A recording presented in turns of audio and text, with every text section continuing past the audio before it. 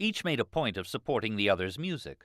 In 1901, Strauss became president of the Allgemeiner Deutscher Musikverein, or All German Music Association, and his first major act was to program Mahler's Third Symphony for the festival the following year. Mahler's works appeared so often on the association's programs in subsequent seasons that some critics took to calling the organization the Allgemeiner Deutscher Malerverein. Others dubbed it the annual German Carnival of Cacophony. Mahler, for his part, marveled at Salome. Strauss had played and sung the score for him the previous year in a piano shop in Strasbourg, while passers-by pressed against the windows trying to overhear. Salome promised to be one of the highlights of Mahler's Vienna tenure, but the censors balked at accepting an opera in which biblical characters perform unspeakable acts. Furious, Mahler began hinting that his days in Vienna were numbered.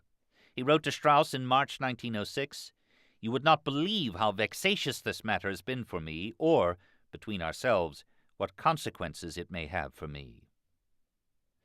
So Salome came to Graz, an elegant city of 150,000 people, capital of the agricultural province of Styria.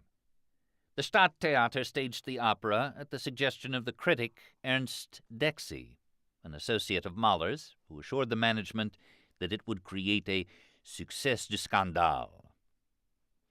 The city was in a state of great excitement, Dexy wrote in his autobiography, Music Was His Life. Parties formed and split.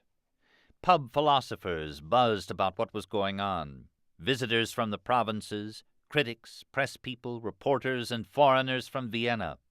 3 more than sold-out houses. Porters groaned and hoteliers reached for the keys to their safes.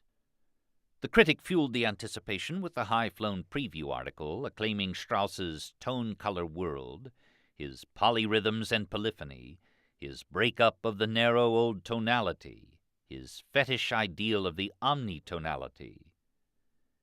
As dusk fell, Mahler and Strauss finally appeared at the Opera House, having rushed back to town in their chauffeur-driven car. The crowd milling around in the lobby had an air of nervous electricity.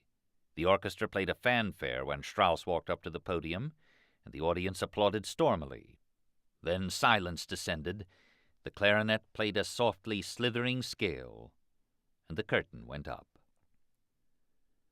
In the Gospel of St. Matthew, the Princess of Judea dances for her stepfather, Herod, and demands the head of John the Baptist as reward. She had surfaced several times in operatic history, usually with her more scandalous features suppressed.